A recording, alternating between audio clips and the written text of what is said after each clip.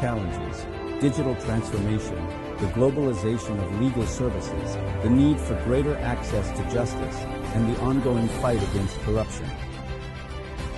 In the face of this, the notary's commitment does not change: to remain independent, impartial, and professional.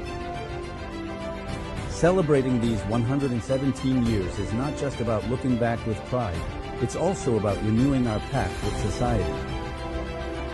It is to reaffirm that the Indonesian notary profession will continue to be a trustworthy institution, adapted to the times, and always in service of the common good. To each of you, fellow notaries, I thank you for your dedication. To those who came before us, we pay tribute, and to future generations we say, the legacy is in your hands, and it is one worth preserving. Happy anniversary, notaries of Indonesia. Long live the notary profession. Let's move forward together into the future.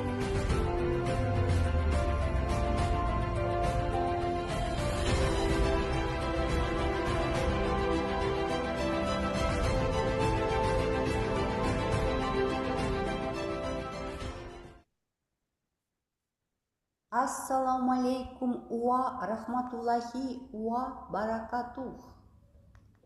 Dear colleagues and friends, on behalf of the Republican Notary Chamber of Kazakhstan, I extend my congratulations to the Indonesian Notary Association on the occasion of its 177th anniversary. We highly value our partnership and look forward to continue our fruitful collaboration in the spirit of unity. We wish you growth, success, and new achievements in the years to come.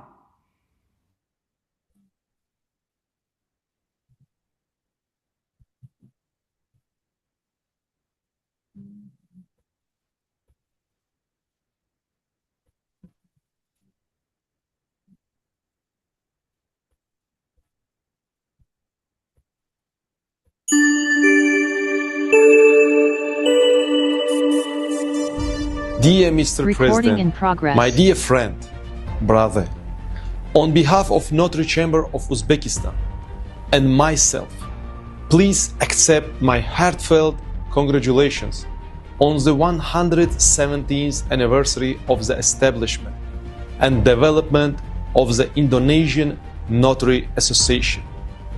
We are proud of the strong and friendly ties between our organizations. I am confident that our cooperation will continue to grow, fostering mutual exchange, professional development, and the strengthening of legal institutions. Your country holds a special place in my heart, for it was here in 2023, while I was a guest, that I was bestowed the great honor of being elected President of Commission of Asian Affairs for 2024. I wish you and the entire notarial community of Indonesian continued success, prosperity, and new achievements. Thank you very much.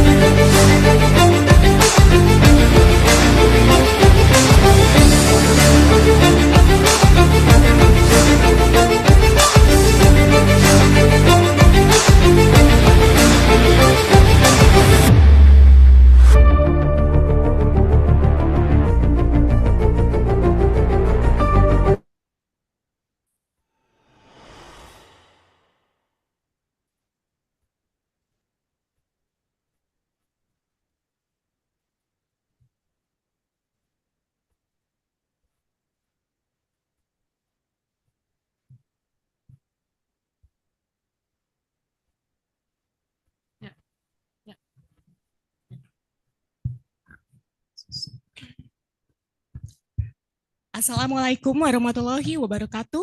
Shalom. Om Swastiastu, Namo Buddhaya. Greetings to you all. Distinguished presidents, ladies and gentlemen, good morning or good afternoon, wherever you may be joining us from today.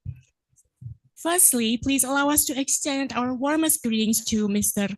Trifirdaus Akbarsyah, the president of the Indonesian Notary Association, or INI, Dr. Agung Iriantoro, the Secretary General of INI, Dr. Anna Gunadi, Head of Foreign Relations Department INI and Steering Committee of UINL, Mr. Taufik from the Indonesian Notary Association, and Madam Rita Alfiana from the Indonesian Notary Association. We also have distinguished presidents of the Asian Affairs Commission, Mr. Dr. Bayan Jargal Chadrabal, the President of Asian Affairs Commission on the International Union of Notaries, Madam Asel Zanabilova, the President of the Chamber of Notaries of Kazakhstan, also the elect President of Asian Affairs Commission for the next term. We also have Mr. Zhou Yuansheng, President of China Notary Association, and Mr. Dilshad Ashurov, the President of the Chamber of Notaries of Uzbekistan. And of course, hello to our distinguished guests from country members of the UINL Asian Affairs Commission, namely from China, Japan, Kazakhstan, Korea, Mongolia, Lebanon, Uzbekistan, and Vietnam. It is my great pleasure to welcome you to this international webinar on General Meeting of Shareholders in a Limited Liability Company. 欢迎你来到我们会，感谢你的时间。My name is Catherine Susantio, notary from Tangerang Selatan, Indonesia, and I will be your host for today's webinar. This event is brought to you by the Central Board of Indonesian Notary Association in commemoration of its 117th anniversary. 这是印度尼西亚公证协会117周年纪念。It is truly an honor for us to have all of you here as we gather to exchange legal insights among countries, especially from the Asian notary community. Distinguished presidents, ladies and gentlemen, before we proceed further, allow me to briefly walk you through the agenda for today's international webinar. Firstly, we will begin with the national anthem of Indonesia and the hymn of the Indonesian Notary Association, followed by a welcome address from Mr. Trifirdaus Akbarsyah, the President of the Indonesian Notary Association. And of course, we will dive into the main part of our event, the speaker's presentation and discussion. And lastly, we will have a group photo before the closing remarks. So please don't go anywhere before the webinar ends. So without further ado, let us begin this event with the national anthem of Indonesia, followed by the hymn of the Indonesian Notary Association.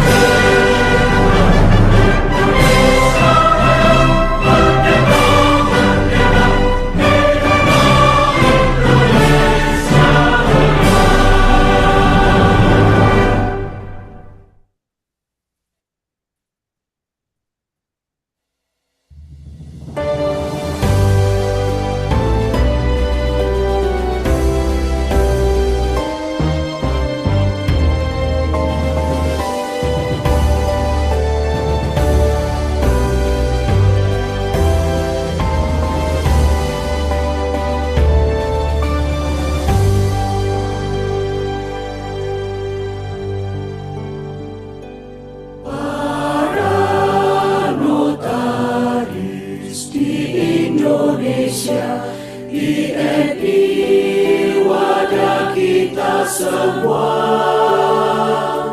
bersatu dalam berkarya, rukun damai bagai keluarga, dengan berlandaskan Pancasila, dasar negara Indonesia, kita mengabdi bersama, menegakkan hukum negara. Ikatan Notaris Indonesia menjadi kebanggaan kita, dengan saling hormat dan cinta, akan jaya selamanya.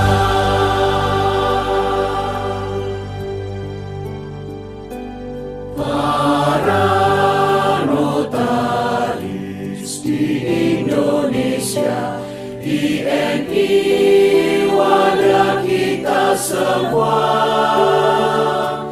bersatu dalam berkarya, rukun damai bagai keluarga, dengan berlandaskan Pancasila, dasar negara Indonesia, kita mengabdi bersama, menegakkan hukum negara. Ikatan Notaris Indonesia menjadi kebanggaan kita, dengan saling hormat dan cinta, akan jaya selamanya, akan jaya selamanya.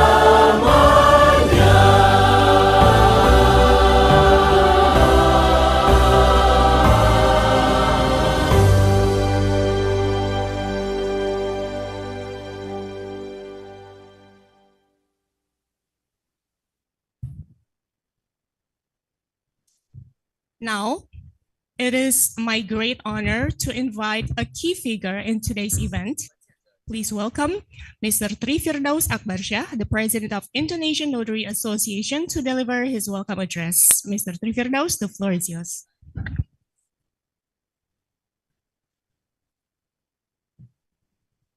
Thank you, Catherine. Bismillahirrahmanirrahim. Yang saya hormati para narasumber webinar internasional yang berasal dari negara-negara sahabat, yaitu Mr. Dilshov Ashurov, Presiden of Notary Chamber of the Republic of Uzbekistan, Madam Azel Zanabilova, President of Notary Chamber of the Republic of Kazakhstan and Presiden Komisi Asia UANL periode 2026-2028. Madam Nguyen Tito, Vice President of Vietnam Notary Association. Mr. Zhu Yuanseng, Presiden China Notary Association.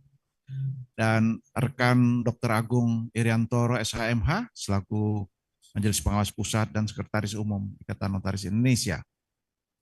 Yang saya hormati rekan-rekan pengurus pusat, pengurus wilayah, pengurus daerah, seluruh anggota Ikatan Notaris Indonesia dan para undangan, serta rekan-rekan notaris yang kami cintai. Assalamualaikum warahmatullahi wabarakatuh. Selamat pagi, salam sejahtera buat kita semua. Om Swastiastu, Namo Buddhaya, salam kebajikan, salam sehat. Pada pagi yang berbahagia, mari kita sama-sama kita panjatkan puji syukur kepada Tuhan Yang Maha Esa yang telah memberikan kita kesehatan dan berkahnya pada kita semua. Sehingga kita berkesempatan untuk mengikuti kegiatan webinar internasional dengan tema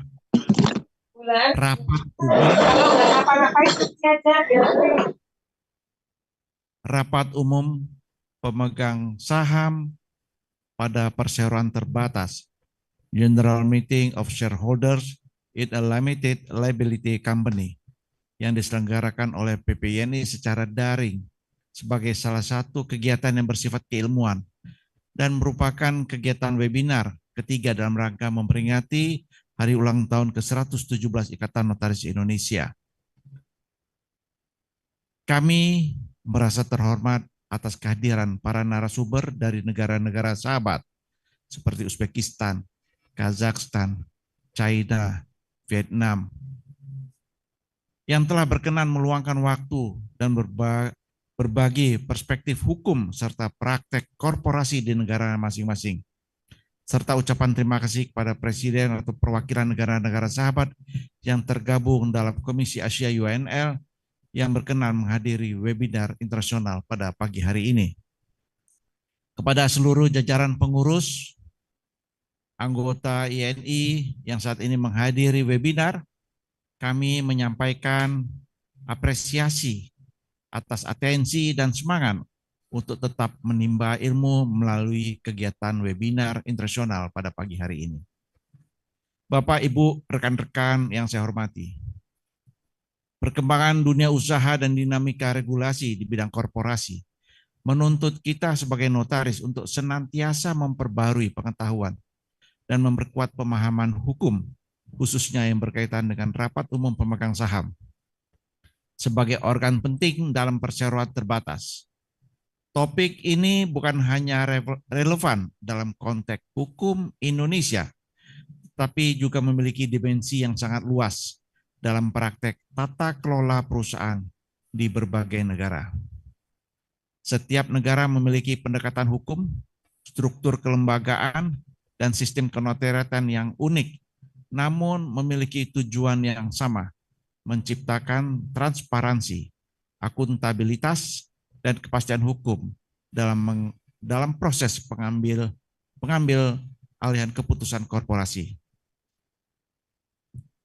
Tema ini menjadi sangat strategis mengingat peran RUPS tidak hanya menjadi forum pengambilan keputusan tertinggi dalam perseroan, tetapi juga merupakan ruang di mana akuntabilitas, transparansi, dan kepatuhan terhadap hukum diuji.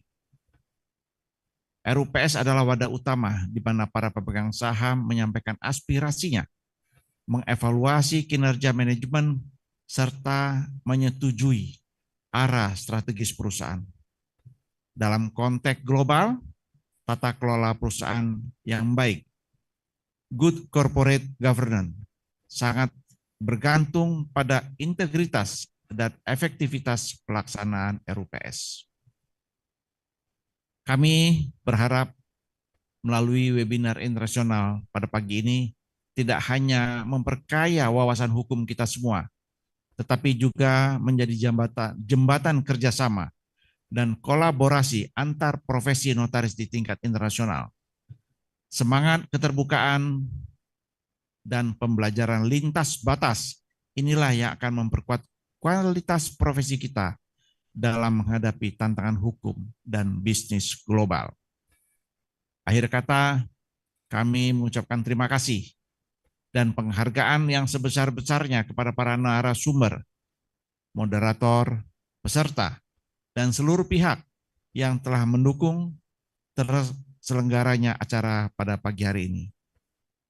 Selamat mengikuti webinar. Semoga acara ini membawa manfaat dan inspirasi bagi kita semua. Demikian, wabillahi taufiq wal hidayah. Wassalamualaikum warahmatullahi wabarakatuh.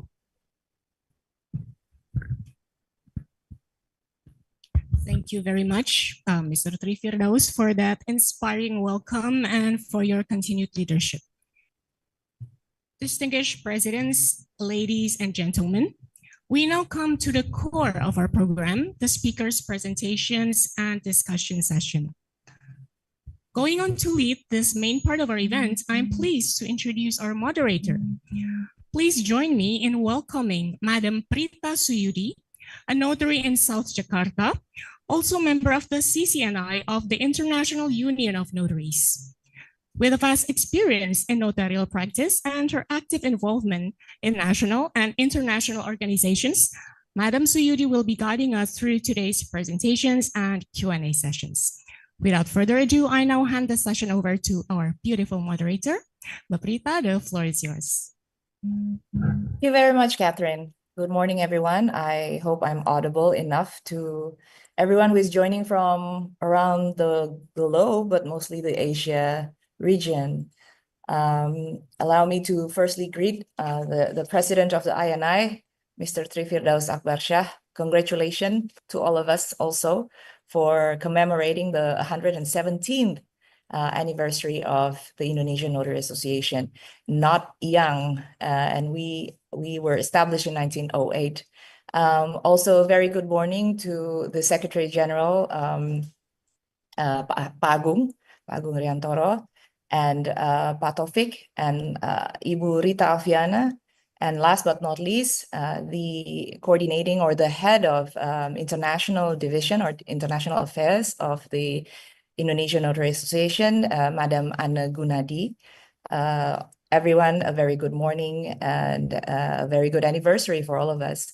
But I would also like to greet a very good morning, at least in Jakarta here, to everyone from the CAAS, the Asian Commission of the UINL.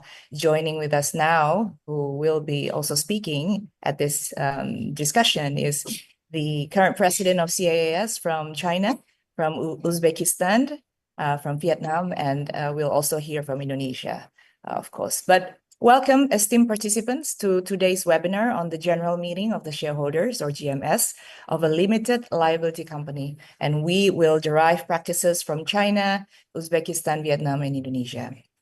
And this session brings together diverse perspectives from these jurisdictions to explore how GMS, as what Pak Tri Firdaus already mentioned, the highest decision-making body in a company, how it is regulated and practiced, reflecting each country's unique legal traditions, corporate governance standards, and evolving business environments.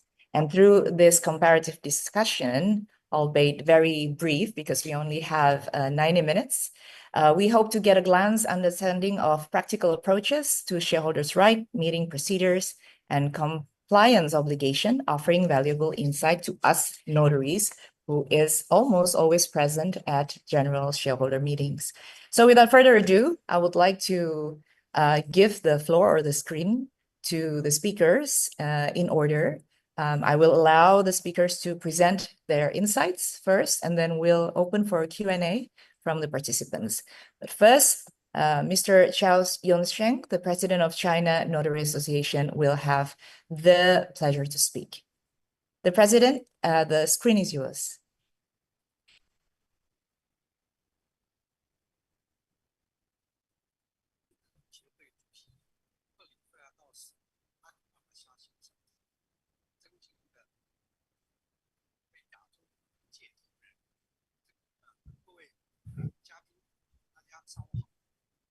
Chao 先生，不好意思，我们不能听到。There is no audio. Sorry for the disruption, President, but you are not audible at the moment. Would you like to try again with a different microphone, perhaps? Now hear us, madam.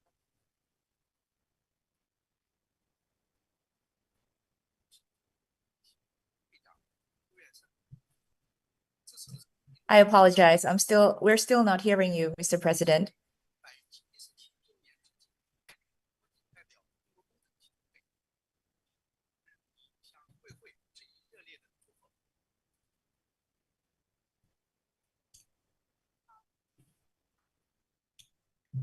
Actually, there is an interpretation feature for this webinar on Zoom. So if someone at the secretariat can help me to switch the audio at the bottom side, the right bottom side, Catherine, you'll see that there is an interpretation.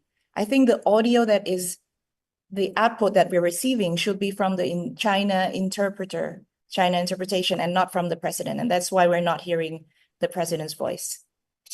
So now I can hear clearly well the Chinese interpreter speaking through the audio.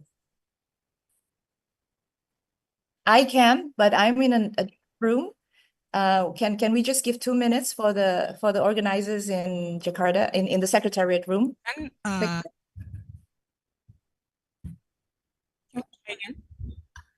Is it audible now, Catherine? 可以. It is, okay. Yes, I apologize, Mr. President. We can continue now. Thank you very much.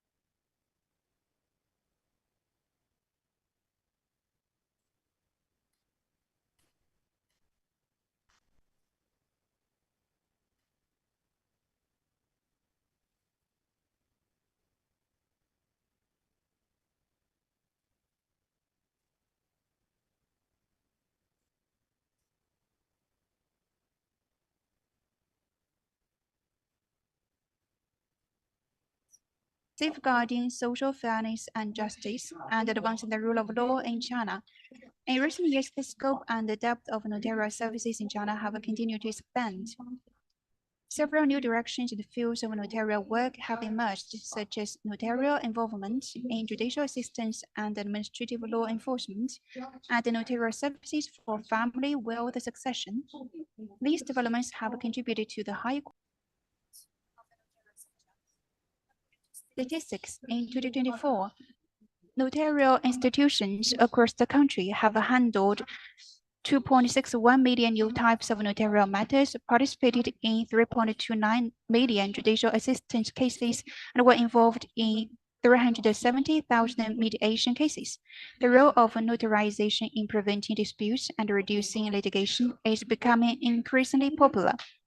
We have also established a unified national notarial management information system, which integrates data on notarial institutions, notaries, and notarial cases nationwide. Currently, the system has aggregated registration information for tens of millions of notarial cases since 2017. All notary public offices across the country are now using this system for processing notarial matters, which has not only improved operational efficiency but also enabled the use of information technology to regulate notarial practices. Today, I'm very pleased to participate in this webinar under the theme General Meeting of Shareholders in a Limited Liability Company, which presents not only a valuable opportunity for exchanges and cooperation within Asia's notarial community, but also a meaningful exploration of regional collaboration in advancing the rule of law. Next, I would like to share some of my thoughts on the practice and applications of notarial services in shareholders' meetings from the perspective of Chinese notaries, in line with the theme of this seminar. 1. The value and the role of notarization in the shareholders' meeting system and its practice in China. Within the framework of shareholders' meetings, as stipulated by the company law, notarization serving as a non-litigious legal tool can play a significant role in preventing disputes by enhancing the credibility of shareholders' meeting procedures through its neutral third-party position. Even in the context of corporate dispute resolution, notarial certificates serve as qualified evidence to safeguard the integrity of shareholders' meeting procedures.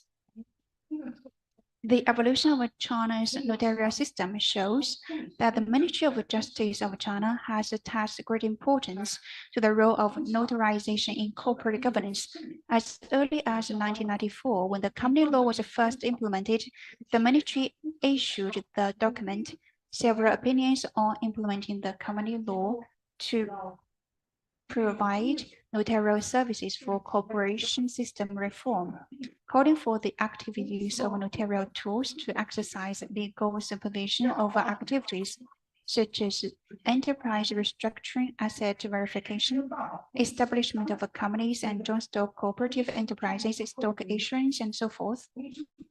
It specifically emphasized the need to carry out notarization for articles of association, inaugural meetings, equity transfers, share certificates, board resolutions, share subscription lotteries, and the underwriting, gifting, exchange, and inheritance of shares, as well as asset verification, valuation, and the distribution. At the same time, the document encouraged early intervention in the process of a company formation through legal consultation, drafting articles of association and other legal documents, legal planning, legal advisory services, on-site supervision, and agency services, expanding both the depth and the breadth of notarial services. Second, typical notarial service models for shareholders meetings system in China. In China's corporate system, notarization is not a mandatory legal requirement. As such, notarial services related to shareholders meetings generally take the form of on-site supervision, where the notarial offices, upon request, verifies the authenticity and the legality of relevant activities through prior review and on-site oversight. Then, evidence preservation, where notaries collect, store, fix, and describe evidence that may later be lost or difficult to obtain, thus preserving its authenticity and probative force.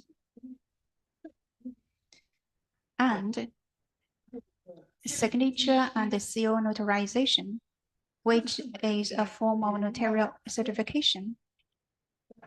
In many regions, if all shareholders unanimously agree, regulatory authorities do not require notarization. However, if there is opposition from shareholders or some of shareholders cannot be reached, regulators often require the company to obtain notarization to help avoid unnecessary disputes.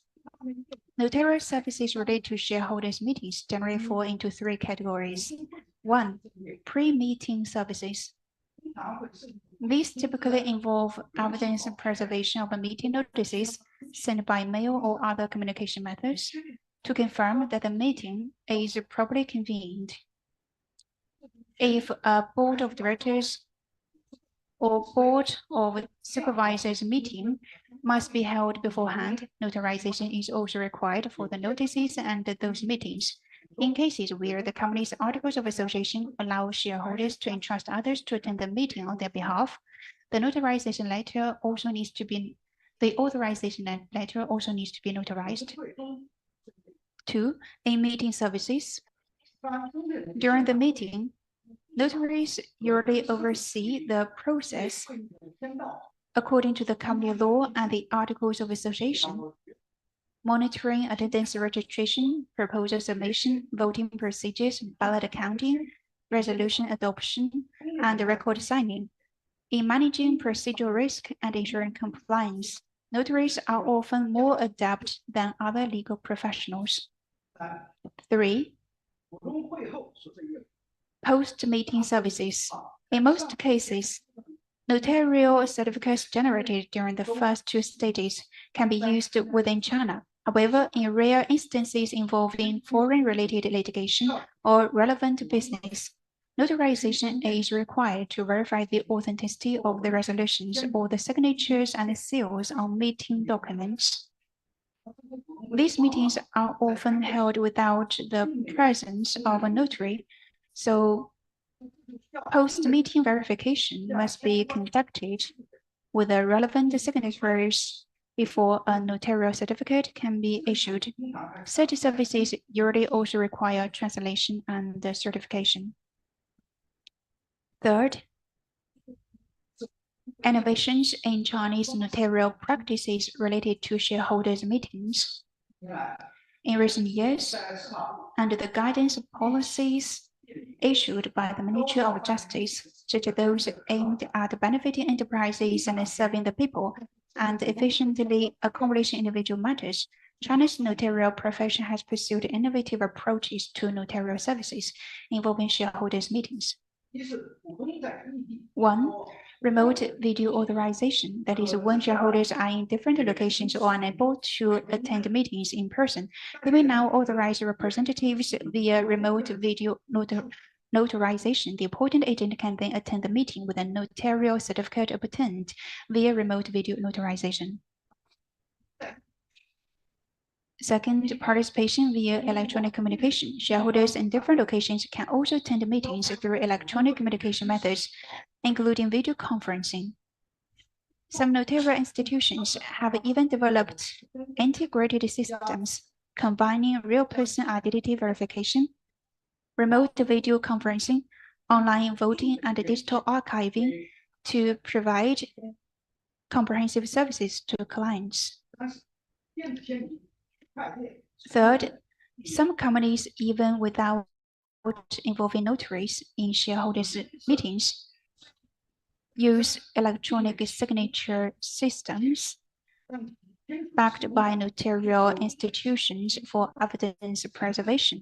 So this means the application of electronic signatures and blockchain archiving. Part 4, vision for the future and initiatives for action. First, strengthen business cooperation. To enhance mutual recognition and trust among different countries in the area of notarial services for corporate governance, I propose establishing a dedicated cooperation mechanism involving notarial institutions, universities, and research institutes. This mechanism could focus on improving the ascertainment of foreign laws, systematically training interdisciplinary professionals, and providing stronger legal guarantees for cross-border investment. 2nd, establish a sound verification and mutual recognition mechanism. We may work together to co-develop and share databases of notarial certificates, especially those related to shareholders' meeting resolutions and powers of attorney. Building a robust infrastructure for verifying the authenticity of such documents will help create a collective safeguard against the systemic risks in the notarial sector. At the same time, we can jointly develop guidelines for standardized inquiry and verification of notarial certificates, thereby providing an normative foundation for international mutual recognition. Third, deepen digital empowerment. We should make full use of digital technologies such as AI to systematically integrate various countries' notarial review standards and verification procedures. By building a multilingual big data platform, we can enhance institutional coordination and regulatory coherence. Promoting shareholders' meetings held via electronic communication and working toward mutual recognition of the resulting electronic documents and the notarial standards will help improve the business environment and reduce compliance costs for transnational investment. These are some of my thoughts on the role of notarization in the context of shareholders' meetings for limited liability companies. Dear colleagues from the Asian notarial community, China Notary Association attaches great importance to international exchanges and cooperation, including with the notarial communities across Asia. We have established exchange and cooperative mechanisms with the notarial institutions in over 20 countries and regions. Since 2008, China has been elected as a vice president country of the International Union of Notaries for 6 consecutive terms and has consistently worked to promote the development of the international notarial profession. In the process of formulating the International Notarial Code, China Notary Association has provided strong support, repeatedly submitting written proposals on the draft text and translating the code into Chinese. In June this year, China Notary Association held its 9th National Congress and elected a new leadership team. I'm honored to have been elected the 9th president of China Notary Association. For me, this is not only a great honor, it is also a solemn responsibility. Looking back on my career, I have had a long-standing connection with China's notarial system. In 2003, as a representative of the profession, I participated in the preparatory work for China's accession to the UINL. In October of that year, I traveled to Quebec, Canada, to attend the admission ceremony for China Notary Association, hosted by UINL, where I deeply felt the shared ideals of the international notarial community. In 2005, I led the drafting of China's first law on notarization, that is the Notarization Law of the People's Republic of China, which marked a new stage in the development of our profession. Over the past 2 decades, I have witnessed and participated personally in the comprehensive reform and development of China's notarial services as a witness, a contributor, and a promoter. I am currently running for vice president of the UINL. If elected, I believe this will contribute positively to expanding the global influence of the Union, enhancing cooperation and exchange between members of Asia and other regions, and strengthening the international credibility of the notarial system. I sincerely hope that notary associations and colleagues across Asia will support China's candidacy and help us in our bid for the next vice president position of the UINL. We will continue to deepen our cooperation with the UINL and the countries across Asia, actively participate in various international activities, and contribute Chinese wisdom and strength to the advancement of the notarial profession in Asia and around the world. We also warmly welcome colleagues from the Asian notarial communities to visit China for exchanges and cooperation. In closing, I would like to once again extend my heartfelt congratulations on the 117th anniversary of the Indonesian Notary Association. I wish this webinar a complete success. Thank you all.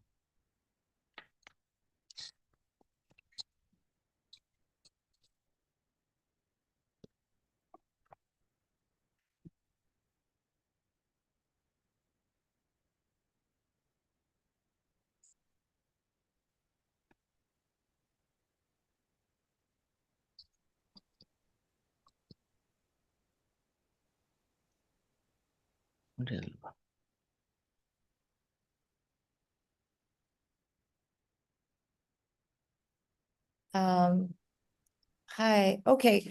Am I audible now? I seem to have lost a bit of reception, but thank you very much, President Chow Yong-sun. I'll now turn off the interpretation and yeah, if I may, thank you very much. And I do hope that your candidacy for the Vice President of the UINL will work and you'll be voted as the Vice President, and the Notary Indonesian Association, rest assured, will have you will have our full support for that. Jadi Bapak Ibu, terima kasih tadi sudah disampaikan paparan dari Presiden China Chow Yong-sun mengenai RUPS. Secara sekilas saja saya rangkum. Tadi disampaikan bahwa di China ada sekitar 15.000 notaris saat ini, dan sama seperti kita saat ini tugas mulia dari seorang notaris adalah untuk preventative justice atau keadilan yang preventif untuk menghindari adanya sengketa, dispute, kemudian menjadi pihak ketiga yang netral, lalu memberikan alat bukti yang sempurna atau kuat, atau disebutnya tadi qualified evidence. Nah, kalau di China, company law mereka atau UU PT mereka itu dikeluarkan di tahun 94, tidak beda jauh dengan kita di 97.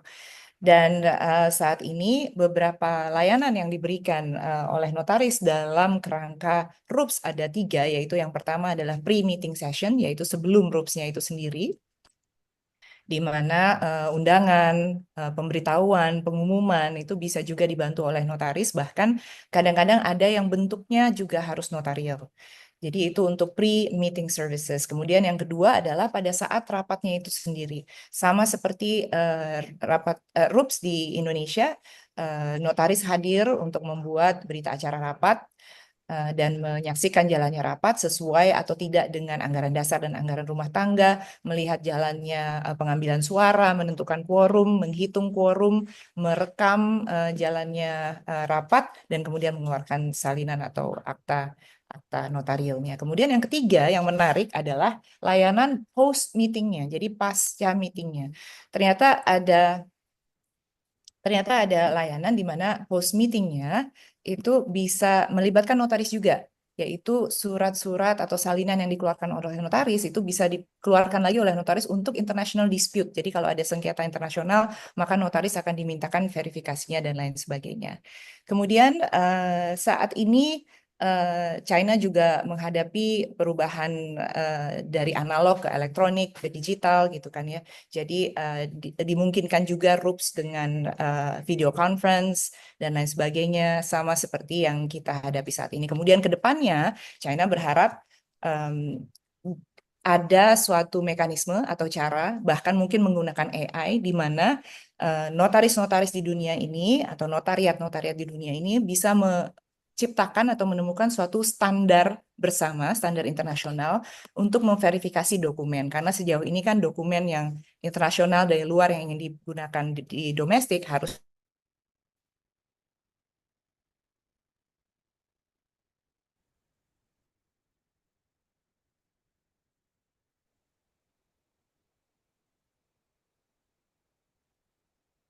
Thank you very much for your presentation. It was a very good insight.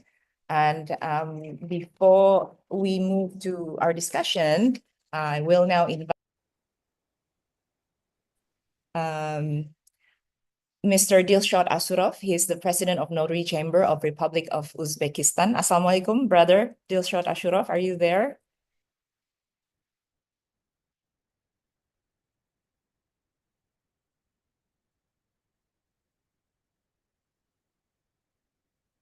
Hello.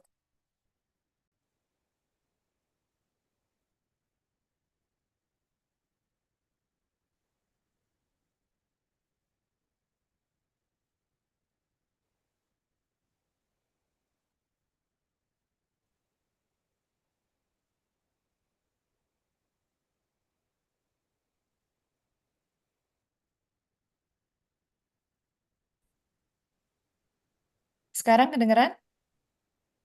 Am I audible now?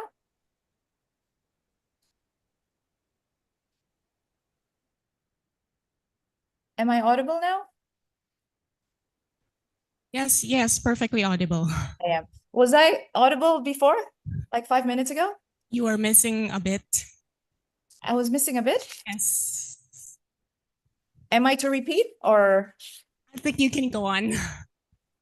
I can go on. Okay, I don't know what's happened. Technology, everyone, ladies and gentlemen, that's what we are facing today. But yes, maybe I would like to repeat my gratitude again and our gratitude again to President Chao Yang-shun, the president of China. I was saying that you have full support of the Indonesian Notary Association for your candidacy to become the vice president for Asia at the UINL in the next election, of course. And thank you for your insightful presentation.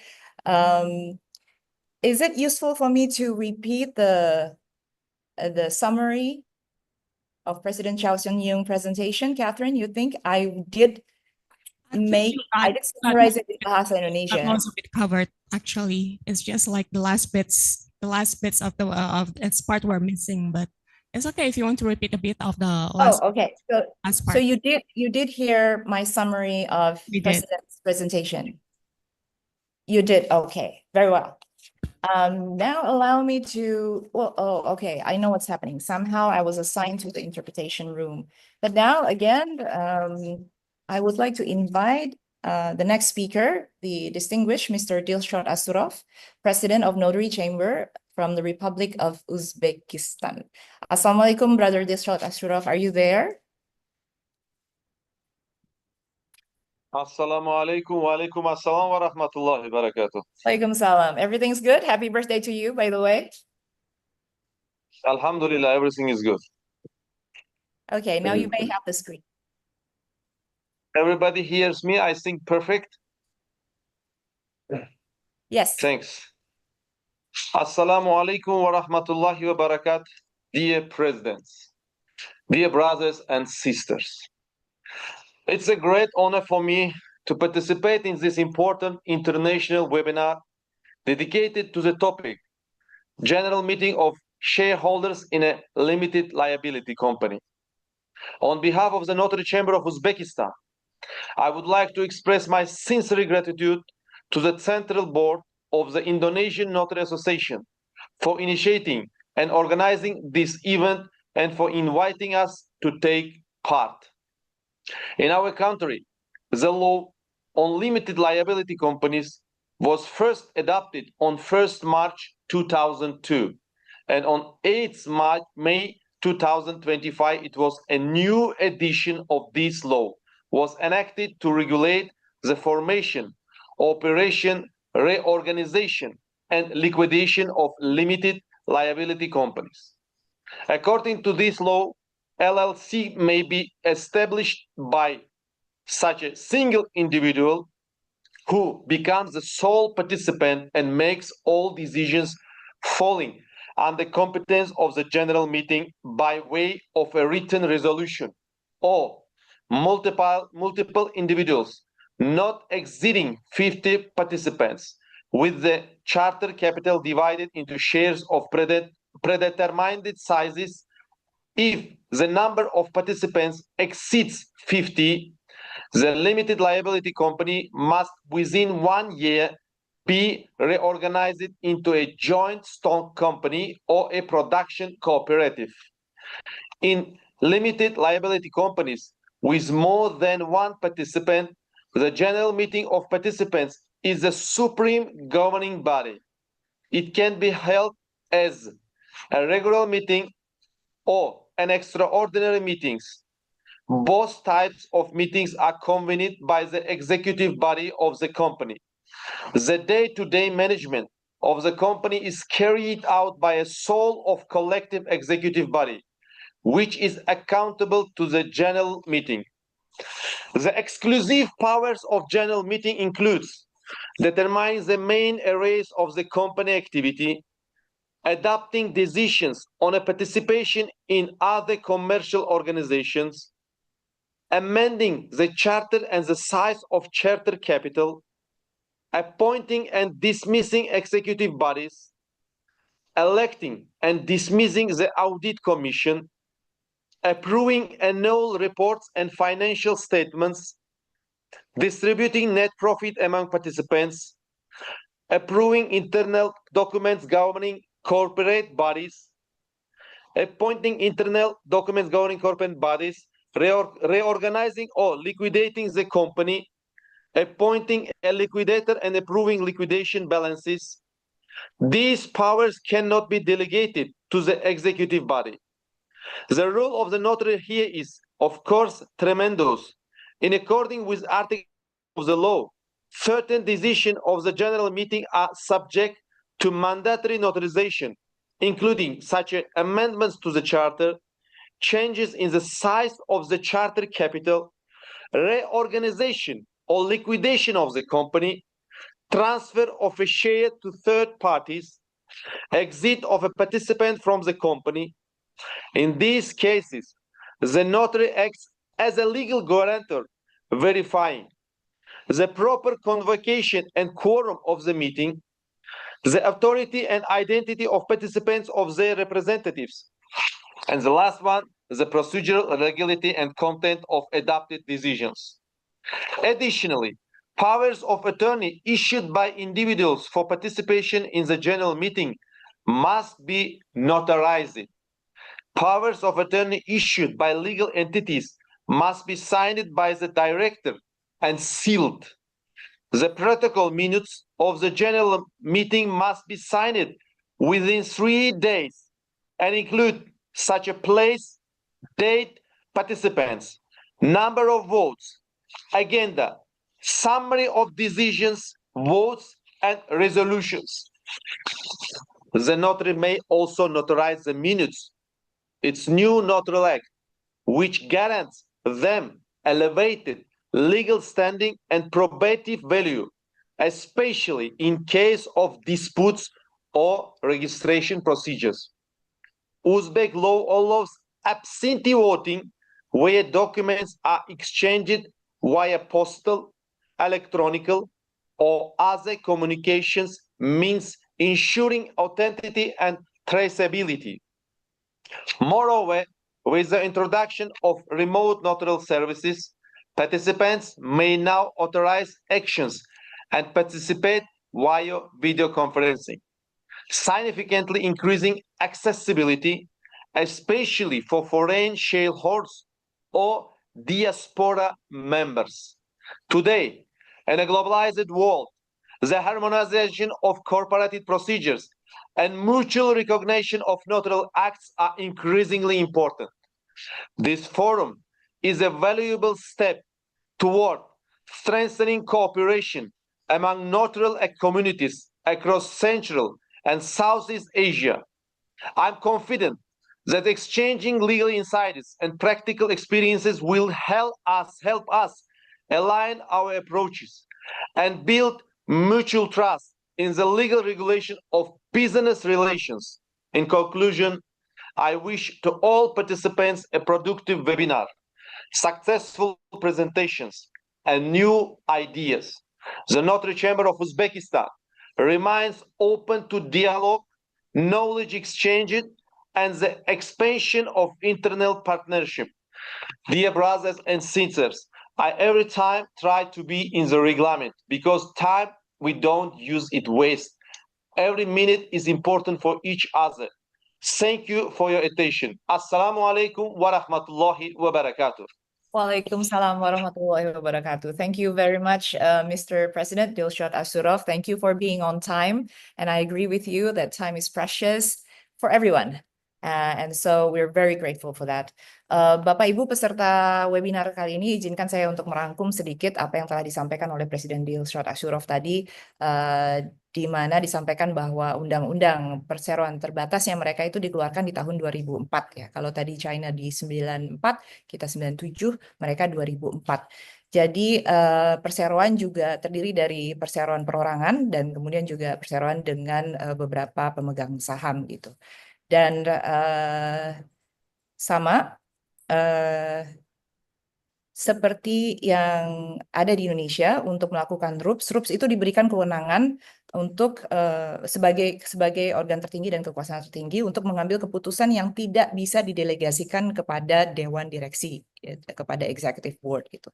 Jadi notaris di sana berfungsi sebagai legal guarantor yang memverifikasi kewenangan diadakannya RUPS tersebut. Jadi apakah diadakannya RUPS tersebut telah sesuai dengan prosedur dan anggaran dasar si perseroan yang bersangkutan, termasuk quorum, kewenangan pihak yang hadir dan lain sebagainya, prosedur pengambilan keputusan, pengambilan suara apabila ada. Hanya yang menarik di sini kuasa untuk menghadiri rapat umum pemegang saham di Uzbekistan itu juga dilakukan atau dikeluarkan secara notarial. Jadi sama mungkin seperti yang tadi China katakan bahwa ada layanan-layanan yang diberikan oleh notaris pre-meeting atau sebelum meeting, termasuk juga pembuatan kuasa notarial. Dan sama risalah rapat kemudian ditandatangani baik oleh notaris dan juga pimpinan rapat dan kemudian dikeluarkan salinannya untuk didaftarkan kepada kementerian yang bersangkutan atau digunakan untuk pembuktian apabila ada sengketa. Sekarang Uzbekistan juga sudah mengadopsi remote and online notarization yang memungkinkan RUPS dihadiri oleh pemegang saham asing yang berada di luar Uzbekistan termasuk juga diaspora gitu. Dan sama seperti China, Uzbekistan juga berharap kita semua di Asia dapat bekerja bersama untuk membuat suatu mekanisme yang memudahkan pertukaran dokumen antara Uzbekistan, Indonesia dan negara-negara lainnya, sama tadi seperti China yang mengharapkan siapa tahu ada mekanisme atau standarisasi untuk memverifikasi dokumen. Thank you again, President. I now invite the third speaker, Madam Azel Zanabilova. She is the President of Notary Chamber from the Republic of Kazakhstan to present her insight. And she is also the President of CIAS for 2026 and 2028. Congratulations for that.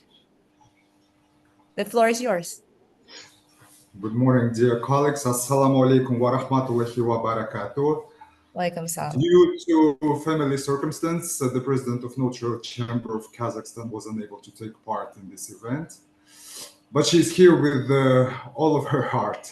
So today, representing our chamber, represented by me, the notary of Astana City, Sanjar Kenjagali.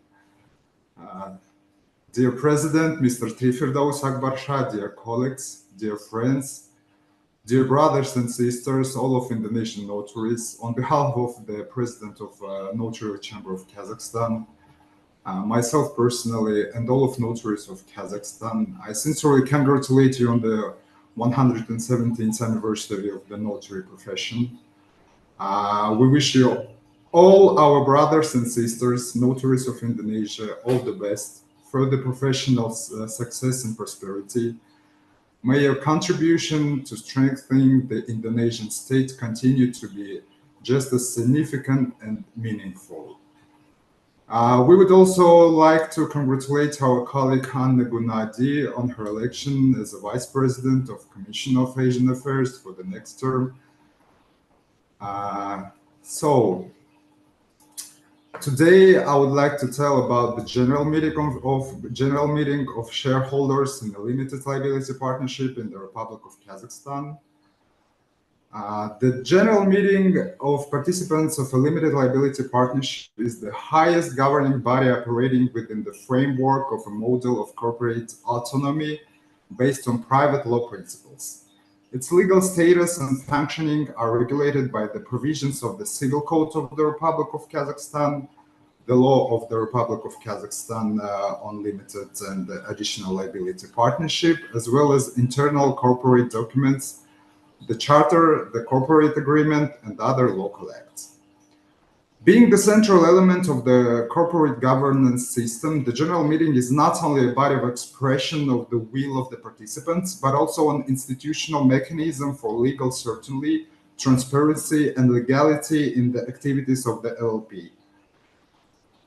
According to the Article 41 of the law on LLP, the general meeting of participants is recognized as the supreme governing body of the partnerships. Its decisions taken within its competence are binding on all participants and management bodies of the LLP. This norm established the principle of the supremacy of collective will in the structure of private law corporate governance. The general meeting performs several functions simultaneously. A collegial body of exclusive competence authorized to make decisions on key issues of corporate existence, a tool for implementing the subjective corporate rights of participants, including the right to participate in management, receive information, distribute profits, and protect their interests, the guarantor of the legal of corporate activities, including through the tools of control and notarial support. Paragraph 2 of Article 43 of the law on LLP established a list of issues referred to the exclusive competence of the general meeting of participants, including amendment of the charter of the partnerships, including the size of the authorized capital, location, brand name, on approval of the charter in a new edition, formation and early termination of the powers of the executive body, election and early termination of the powers of the Audit Commission, approval of reports of Audit Commission, approval of financial statements, distribution of profits, definition of an audit organization, approval of internal regulations, participation in other legal entities, reorganization or liquidation of the partnerships, compulsory purchase of a share form or a participant, the decision of the pledge of the LLP's property, additional contributions to property, the procedure for providing information to participants, and also approval of major transactions, alienation of property over 51% of the book value of assets. The charter of the LLP has the right to expand but not limit the exclusive competence of the meeting. Thus, the legal autonomy of the LLP is limited by the imperative protection of collective interests. The meeting may be convened by the executive body, the audit commission, if provided by the charter, a participant, if there is a legal interest or inaction of the governing bodies, based on a judicial and also based on a judicial act. According to Article 46 of the law on LLP, if the number of participants is 100 or more, the notification is made 30 days before the date of the event by publication in the print edition specified in the charter. If the number of participants is less than 100 and the registry is maintained by the Central Securities Depository, a written notification of each participant to the address indicated in the registry. Special rules provided by the legislation on credit organizations apply to credit partnerships. The general meeting is authorized to make decisions only on the issues to the agenda, formed and communicated to the participants in accordance with the requirements of Article 46 of the law. Quorum and voting methods. Decisions on issues related to amendments to the Article of Association, on the reorganization or liquidation of the partnerships, on the compulsory purchase of shares from a participant in the partnerships, on the pledge of all property of the partnerships are taken by a qualified majority of at least 3/4 of the votes of the participants present and represented, unless the charter provides otherwise. Other decisions are made by a simple majority of votes.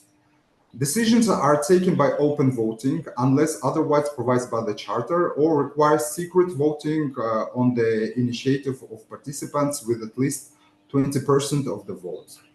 Reliable counting of votes must be ensured in the case of secret voting. The minutes of a general meeting are the main legal document recording the results of the corporate expression of will. It shall contain the date and place of the meeting, the agenda, list of participants with indication of shares, voting results, and also decisions made. The minutes are signed by the chairman and the secretary of the meeting. If there is a corresponding requirements of the participants, it's notarized. Protocols concerning the amendment of the charter, change of the executive body, reorganization, or other legally significant decisions are submitted to the judicial authorities for state registration of changes in the statutory data. The notary's role in ensuring the legal force of corporate decisions. Notarization of the minutes of the general meeting is not required by law, so it's not necessary to notarize this protocol. However, in some cases, the notary is required to request a protocol, in particular when certifying transaction with shares in the authorized capital of an LLP, in case of alienation of significant property of the partnerships. In other cases, if the decision of the general meeting serves as the basis for notarial actions. Thus, a notary performs not only a certification, but also human rights functions, ensuring the legality of the participants' expression of will, verification of the validity of decisions, reducing the risks of individually of corporate acts. Notarization is of particular importance when concluding large transactions and in the case of disputes between participants, when it's important to ensure proper proof of corporate will. The general meeting of LLP participant is not just a formal attribute of corporate structure, but a legally significant institution that ensures the implementation of internal self-government, legal certainty, corporate stability, and the balance of interest of participants. Its functioning is the cornerstone of the legal status of the partnership as a subject for an entrepreneurship in the Republic of Kazakhstan. The notary's participation in ensuring the legal force and purity of corporate decisions provide an additional guarantee of legality, legal stability, and service as a pillar for protecting the interest of both participants and third parties. Dear colleagues, thank you very much. One more time, I congratulate you and thank you for inviting us to participate in such a good conference and try to share our experience with you. And also, Ms. Prita Syudi, thank you for moderating this conference. Thank you very much. Thank you. Thank you, Mr. Kenzagali. Am I pronouncing it right? Yeah. More or less. Okay. Thank you very much for your presentation. What was the year of the law again? The law on limited liability company? The year? Yes. The year, it's 1997. 1997, okay. Well, thank you very much. And please send my regards, our regards, to Madam Azal Zanabilova.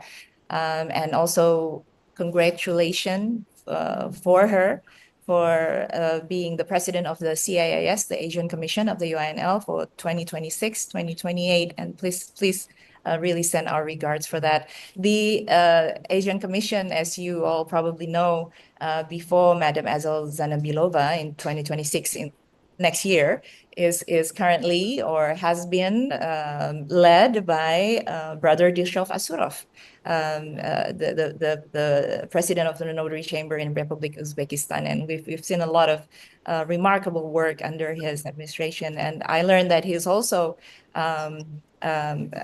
proposing to become the VP of UINL, VP Asia. And we will also full support of our colleagues for the benefit of everyone, the notaries in Asia Commission specifically. Again, thank you very much. Thank you very much. And we try to do everything to be our Asian Commissioner first, the greatest in our union. Exactly. Everything is for the member, for the benefit of the member. Ya, Bapak Ibu peserta webinar, izinkan saya tadi merangkum sedikit saja dari Kazakhstan. Tampaknya tidak banyak berbeda dengan pembicara-pembicara sebelumnya, termasuk juga praktik penyelenggaraan Rapat Umum Pemegang Saham di Indonesia. Undang-undang PT mereka dikeluarkan di tahun 97, sama ada beberapa hal yang diatur di sana, termasuk hanya membahas apa yang sudah dituangkan dalam undangan dan juga diagendakan. Kemudian quorum ada yang 3/4 apabila perubahan anggaran dasar, kecuali ditentukan lain dalam anggaran dasar, anggaran rumah tangga si perseroan yang bersangkutan, dan lain sebagainya. Tapi yang satu menarik tadi yang saya catat adalah peran notaris dilihat di sana tidak hanya untuk mensertifikasi, kemudian memverifikasi jalannya atau penyelenggaraan rapat dan pengambilan keputusan, tapi juga memastikan pemenuhan hak-hak asasi manusia gitu, untuk melindungi pengambilan keputusan itu dilakukan secara benar, tidak timpang, melindungi yang minoritas dan lain sebagainya. Dan jadi peran notaris di sana sangat penting, terutama untuk transaksi-transaksi yang sifatnya besar dan berpengaruh secara signifikan terhadap si perseroan. Very well. Last but not least, we will have the speaker from Indonesia, the host country for this webinar, Mr. Dr. Agung Iriantoro, Sarjana Hukum. He is the Secretary General of the Indonesian Notary Association. And Pak Agung, you now have the screen as the last speaker before we move forward to discussion if there's questions from the participant. Thank you. Baik, terima kasih moderator rekan Prita Yudi.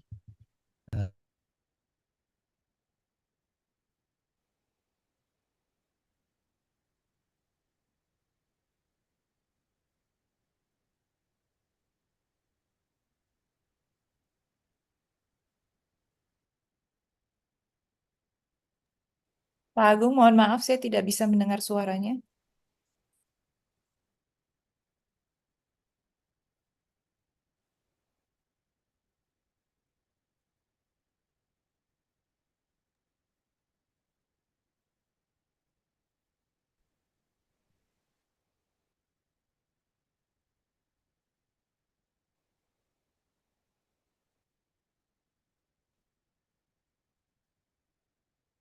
Tes sudah Mbak Prita?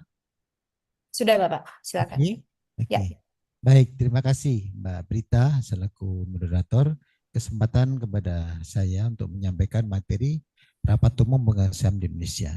Nah, tentunya sebelum saya mulai ke materi Rapat Umum Pemegang Saham, saya akan menyampaikan mengenai dasar hukumnya dulu, bahwa Undang-Undang Perseroan Terbatas ini awal mulanya adalah dituangkan dalam Undang-Undang Nomor 1 Tahun 1995 tentang Perseroan Terbatas, yang kemudian pada perubahannya ada perubahan di tahun 2007 yaitu Undang-Undang 40 tahun 2007.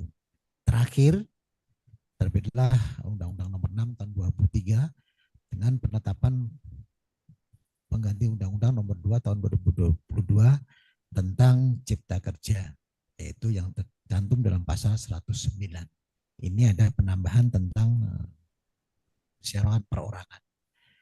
Nah, organ perseroan ini di Undang-Undang PT di Indonesia itu dikenal ada 3, yaitu pemegang saham, komisaris, dan direksi, yang mana masing-masing punya kewenangan, di mana kewenangan pemegang saham tidak bisa digantikan oleh kewenangan organ yang lain. Selanjutnya, untuk pelaksanaan Rapat Umum Pemegang Saham harus dilakukan terlebih dahulu, yaitu adanya pengumuman, pemanggilan, dan jadwal pelaksanaan rapat. Ini adalah mekanisme bagaimana pelaksanaan RUPS di Indonesia yang menjadi satu dasar untuk mengambil satu keputusan. Perseroan Terbatas di Indonesia dikenal adalah satu badan hukum yang merupakan persekutuan modal yang didirikan berdasarkan perjanjian, yang melakukan kegiatan usaha dengan modal dasar yang seluruhnya terbagi dalam saham-saham. Nah, kemudian ada badan hukum perorangan yang memenuhi kriteria sebagai usaha mikro dan kecil yang sebagaimana diatur dalam peraturan perundang-undangan mengenai usaha mikro dan kecil. Nah, terkait dengan satu rapat umum pemegang saham, maka di Indonesia dijalankan dengan melibatkan notaris, di mana tugas dan kewenangan notaris dalam rapat umum pemegang saham Perseroan Terbatas atau keputusan pemegang saham. Pelaksanaan ini bahwa ada undang-undang jabatan notaris, yaitu Undang-Undang Nomor 30 tahun 2004 dan kemudian diperbarui Undang-Undang Nomor 30 tahun 2014, bahwa Undang-Undang jabatan mengenal dua jenis akta, yaitu akta yang dibuat oleh notaris atau disebut dengan berita acara rapat atau relas akta, dan akta yang dibuat di hadapan notaris atau akta partai, yaitu akta dalam perseroan. Bahwa akta risalah rapat RUPS PT yang merupakan akta relas, bahwa rapat umum pemegang saham terkait dengan risalah rapat ini diselenggarakan dengan mengikut sertakan notaris. Jadi notaris hadir dalam rapat tersebut secara langsung. Nanti notaris melakukan tugas mencatat semua yang dilihat, apa yang didengar, disaksikan, dan dialami, yang kemudian dituangkan dalam akta risalah rapat, yaitu berupa akta. Yang kedua, tadi saya sebutkan bahwa dikenal dengan akta partai, yaitu akta pernyataan keputusan rapat. Akte ini adalah satu rapat umum pemegang saham. Jadi pemegang saham melakukan rapat dilangsungkan oleh pemegang saham, direksi, dan dewan komisaris tanpa kehadiran notaris. Jadi notaris tidak diundang. Kemudian putusan rapat umum pemegang tersebut dituangkan dalam akte risalah rapat di bawah tangan. Hasil keputusan tadi atau disebut istilahnya dengan notulen rapat tadi, dan kemudian nanti akan dituangkan dalam satu pernyataan keputusan rapat yang mana sebelumnya notulen rapat atau rapat umum pengesahan di bawah tangan tadi ditandatangani dulu sekurang-kurangnya pimpinan rapat, salah satu peserta rapat.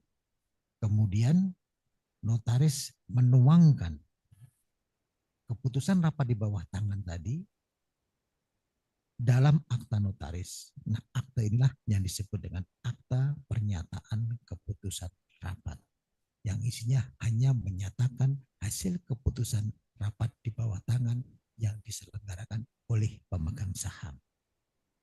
Hal lain terkait dengan akta partai ini adalah akta pernyataan keputusan rapat pemegang saham di luar rapat. Nah, jadi para pemegang saham dapat mengambil keputusan di luar rapat dengan cara diedarkan usul keputusan pemegang saham dan harus disetujui oleh seluruh pemegang saham dengan hak suara. Jadi kalau rapat umum diambil di luar rapat, harus seluruhnya mengambil satu keputusan. Dalam keputusan pemegang saham ada kuasa yang diberikan untuk menyatakan keputusan pemegang saham dalam akta notaris. Jadi akta yang dibuat tadi kemudian dituangkan dalam satu dalam satu akta pernyataan keputusan rapat. Bagaimana mekanisme terhadap satu pembuatan rapat keputusan rapat ini? Bahwa teknik pembuatan akta risalah rapat RUPS Perseroan Terbatas, bahwa sebelum dilakukan rapat umum pemegang saham atau sebelum dibukanya rapat umum pemegang saham, maka pertama harus dilakukan verifikasi dokumen untuk menentukan quorum kehadiran dengan meneliti daftar hadir, daftar pemegang saham, identitas atau kuasa pemegang saham yang hadir, dan anggaran dasarnya secara lengkap. Yang kedua, melakukan verifikasi persyaratan RUPS. Kemudian tahapan selanjutnya adalah mengkonfirmasi kepada ketua rapat tentang quorum kehadiran dan pemenuhan persyaratan dalam RUPS. Ini ada mekanisme apakah ini quorum atau tidak. Ini juga akan disampaikan oleh kemudian tahap selanjutnya adalah bagaimana pembukaan rapat umum pemegang saham tersebut. Quorum kehadiran yang telah diumumkan oleh ketua rapat menjadi patokan dalam pemungutan suara ketika terjadi voting. Nah, kemudian hal ini akan diputuskan jika apakah rapat tersebut akan bisa diambil keputusan apakah setuju atau tidak setuju atas agenda rapat tersebut. Yang kedua, diedarkan lembar sidik jari kepada peserta rapat dan wajib semua peserta rapat untuk membuka cap jempol jarinya. Ini adalah untuk kepastian pihak yang hadir dalam satu rapat tersebut. Lanjut adalah jalannya rapat umum. Dilakukan penjelasan oleh ketua rapat tentang agenda rapat. Apa saja agendanya? Terkait dengan satu, apakah perubahan pengurus atau perubahan anggaran dasar, perubahan modal, dan perubahan tempat kedudukan akan disampaikan. Kemudian dalam agenda-agenda tersebut akan terjadi tanya jawab antara peserta rapat dengan ketua rapat. Kemudian ada usulan untuk mengambil keputusan rapat. Apakah boleh musyawarah atau voting. Kemudian keputusan diambil apa yang diputuskan dalam satu agenda rapat tadi. Ada beberapa agenda masing-masing diputuskan dari mata acara agenda rapat tersebut. Yang terakhir kemudian penutup rapat. Dalam hal rapat umum pemegang saham ini bagaimana tanggung jawab notaris? Notaris hanya mencatat semua kejadian dalam rapat, kemudian mengkonstruksikan ke dalam satu akta notaris. Jadi notaris hanya akan menuangkan apa yang dilihat tadi. Itu terkait dengan satu risalah rapat. Nah, bagaimana kalau kemudian notaris berkewajiban membuat akte dengan akte partai atau akte pernyataan keputusan rapat? Umum pemegang saham Perseroan Terbatas yang diselenggarakan tanpa menghadirkan notaris dan kemudian dia dituangkan dalam akte di bawah tangan yang dibuat di bawah tangan oleh para pemegang saham. Selanjutnya dalam waktu 30 hari harus dituangkan dalam akta pernyataan keputusan rapat sejak tanggal putusan tersebut diputuskan. Yang kedua, ada hal penting yang perlu diketahui berkaitan dengan akta risalah rapat di bawah tangan, yaitu akta risalah rapat yang dibuat oleh pemegang saham tanpa hadirnya notaris. Bahwa akta risalah rapat di bawah tangan memuat keputusan yang diambil dalam pelaksanaan RUPS tanpa melibatkan notaris. Yang kedua, bahwa akta risalah rapat di bawah tangan wajib ditantangani oleh ketua rapat dan paling sedikit satu orang pemegang saham. Penerima kuasa diberi kewenangan untuk menuangkan keputusan tersebut ke dalam akta notaris. Jadi penerima kuasa inilah yang akan hadir atau datang di notaris untuk menuangkan keputusan tersebut dalam akta pernyataan keputusan rapat. Kuasa ini tidak harus dengan kuasa notaris. Yang ketiga adalah melakukan verifikasi keabsahan akta risalah rapat di bawah tangan, yaitu meminta daftar hadir, surat panggilan rapat. Jika tidak semua pemegang saham hadir, daftar pemegang saham, anggaran dasarnya, dan identitas penerima kuasa. Yang kedua, akte risalah rapat di bawah tangan bermaterai cukup dilekatkan pada minuta akte. Jadi, sebagai bukti supporting dokumen Ini untuk dibuatkan akte pernyataan keputusan rapat bahwa di sana rapat yang lengkap tadi dengan bermeterai menjadi bagian dari minuta akte. Yang ketiga, bahwa putusan rapat umum pemegang saham yang dituangkan dalam akte di bawah tangan harus sama dengan putusan rapat yang dituangkan dalam akta PK. Keputusan-keputusan di dalam rapat saham di bawah tangan harus sama dengan PKN. Tidak boleh berbeda. Jika ini berlainan, maka akan bisa berakibat ke permasalahan hukum, yaitu adanya unsur-unsur pemalsuan dan sebagainya. Nah, selanjutnya bagaimana teknik pembuatan akta pernyataan keputusan rapat yang diambil di luar rapat. Jadi bagaimana keputusan pemegang saham yang mengambil keputusan di luar rapat. Pemegang saham mengambil keputusan di luar rapat.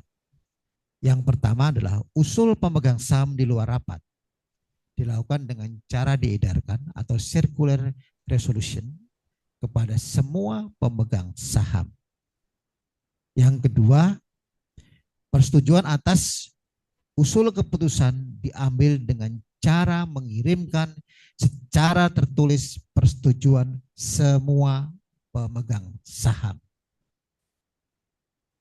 Yang ketiga, bahwa keputusan pemegang saham di luar rapat mempunyai kekuatan hukum yang sama dengan keputusan yang diambil dalam rapat umum pemegang saham Perseroan Terbatas. Yang keempat, bahwa keputusan pemegang saham di luar rapat wajib dituangkan dalam akta pernyataan keputusan pemegang saham dalam waktu 30 hari sejak tanggal terakhir keputusan pemegang saham di luar rapat ditandatangani. Nah, terkait dengan pelaksanaan ini, maka ada kewajiban untuk memverifikasi keabsahan keputusan pemegang saham di luar rapat. Yang pertama adalah melakukan verifikasi daftar pemegang saham dengan hak suara. Kemudian yang kedua, akta keputusan pemegang saham di luar rapat wajib dilekatkan pada minuta akte. Jadi sama kalau mereka tadi rapat kemudian dibuatkan pernyataan, maka hasil rapatnya dilekatkan pada minuta akte. Jika PKPS jadi keputusan yang di luar pemegang saham di luar rapat, maka itu juga menjadi dokumen yang wajib dilampirkan dalam minuta akta. Ini adalah terkait dengan satu keputusan rapat, di mana risalah rapat dan pernyataan keputusan rapat jika itu bisa diambil keputusan sendiri oleh pemegang saham. Izin Pak Agung bisa mungkin dipercepat 5 menit lagi Bapak. Baik, 5 menit selesai. Kemudian rapat umum pemegang saham yang dibuat berdasarkan penetapan pengadilan. Jadi ada rapat umum pemegang saham yang memang ditetapkan oleh pengadilan. Diatur di pasal 80 Undang-Undang PT bahwa ketua pengadilan yang meliputi tempat kedudukan PT berwenang memberikan izin kepada pemegang saham atau gabungan pemegang saham yang mewakili paling sedikit 10% bagian dari jumlah seluruh saham dengan hak suara untuk melakukan sendiri pemanggilan rapat umum pemegang saham PT, menetapkan bentuk rapat, acara rapat, jangka waktu pemanggilan rapat, forum kehadiran, penunjukan ketua rapat, dan pengambilan keputusan sesuai dengan atau tanpa terikat dengan ketentuan Undang-Undang PT maupun anggaran dasar PT. Terus PT yang diselenggarakan berdasarkan penetapan Ketua Pengadilan Negeri yang dilakukan. Jadi adalah diberikan kewenangan pengadilan untuk memutuskan forum rapat terkait dengan agenda rapat yang diusulkan. Dengan syarat bahwa forum kehadiran berlaku anggaran dasar PT dan Undang-Undang PT kecuali diatur lain dalam penetapan pengadilan negeri. Yang kedua, bahwa forum putusan berlaku anggaran dasar PT dan Undang-Undang PT kecuali ditentukan lain dalam penetapan pengadilan. Yang ketiga, bahwa syarat-syarat lain berlaku anggaran dasar PT dan Undang-Undang PT kecuali ditentukan lain dalam penetapan pengadilan. Ini adalah model rapat umum pemegang saham di Indonesia, di mana ada 3 hal, yaitu terkait dengan risalah, PKR, dan jika tidak korum, maka kewenangan diberikan kepada pengadilan negeri. Saya rasa ini materi yang bisa kami sampaikan terkait rapat umum pemegang saham di Indonesia. Terima kasih moderator rekan Prita Suyudi. Selamat siang. Terima kasih Pak Agung, selamat siang. For my colleagues joining from other countries, I have somewhat provide a very brief translation in the chat room. Perhaps that should be useful for you, because the interpretation or translation by Google is not optimum, I think. But yes, thank you, Pak Agung, very much for your presentation. And participants of the webinar, we still have probably 15 minutes. So if are we open to questions? We are, right? So if there's any question that you would like to convey to the speakers, you may write your question on the chat room, and I will read the question for the speakers. But I do see one question, only one question in the chat room for now. It's pertaining to electronic mechanism or video conference in GMS and electronic. Now that we have seen more remote online notarization and electronic signature being recognized by the law as means of evidence and as mechanism to sign, how are these regulated in your country? How do notary remains presence within their role in this video conference and electronic signature mechanism? Perhaps I would like to start from just very briefly, the question, concise. I would like to start from Mr. Dilshov Asurov. Yes, thank you very much. I try to be very briefly. Nowadays, after pandemic, every country we started to work via video conference, because it's saving time, saving money, and not staying in the queue. It's very important for the people.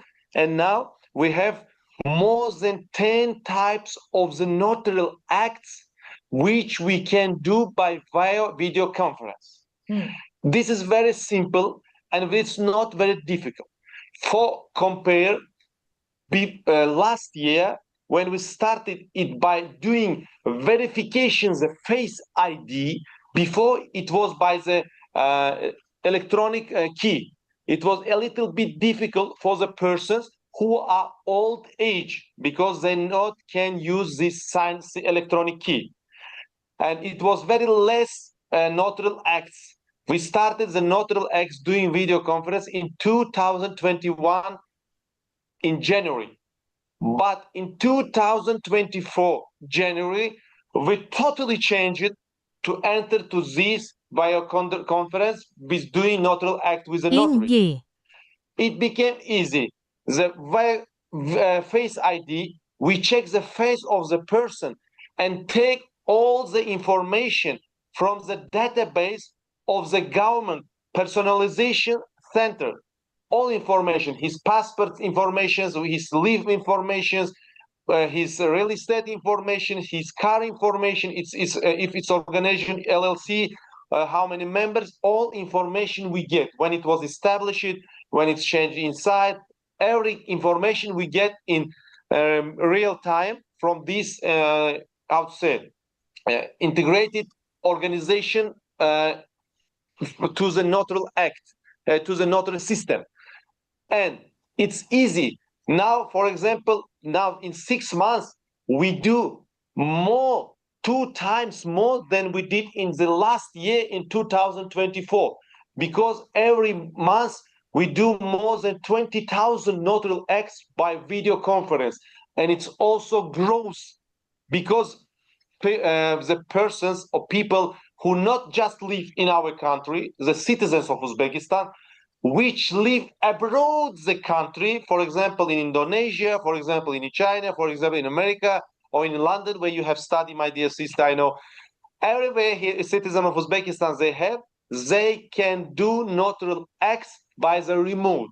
And it's very easy, just Face ID verification. But if the persons will come to the notarial office, we also, in addition, also get fingerprint scan. This is biometric integration. We get biometric informations, and this is we have in laws everything written in the law. I will not stop more in this because you can get from the internet. This is a little bit brief information. Thank you very much. If any questions, I'm open. Assalamu alaikum wa rahmatullahi wa barakatuh. Thank you, Walaikum Salam. That's very useful. So is it safe to say that you don't see any you don't see any reduction of the role of notary, even in the event of video conference meetings, for example? So the role of notary is still there, correct?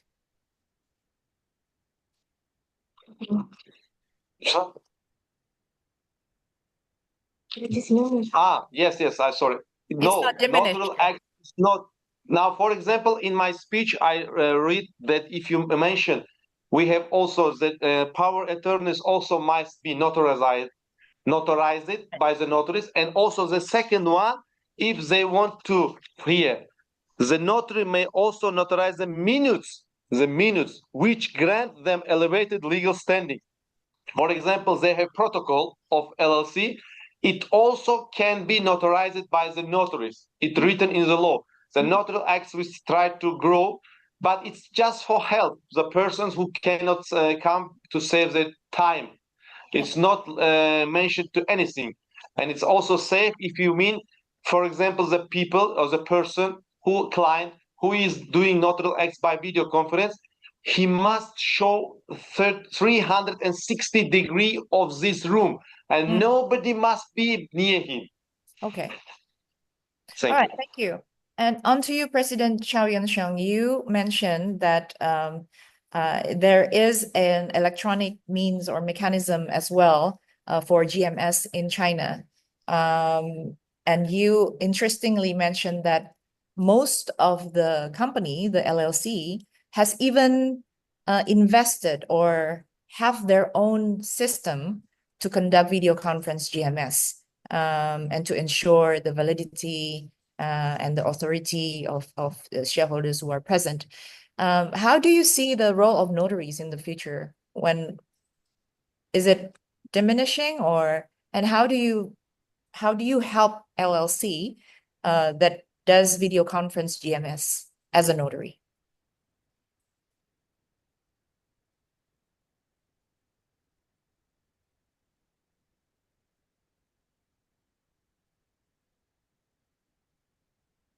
Is President Chow Yun-sheng still with us?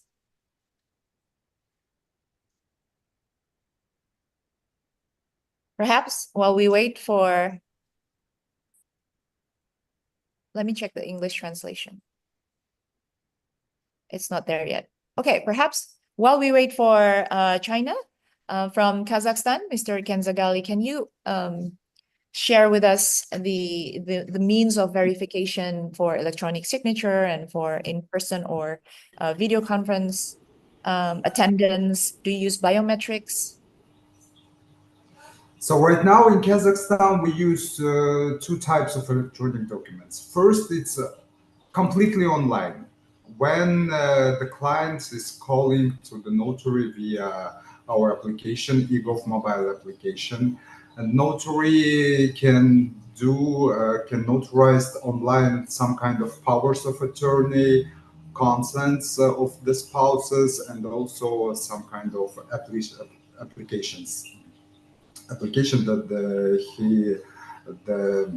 some kind of applications.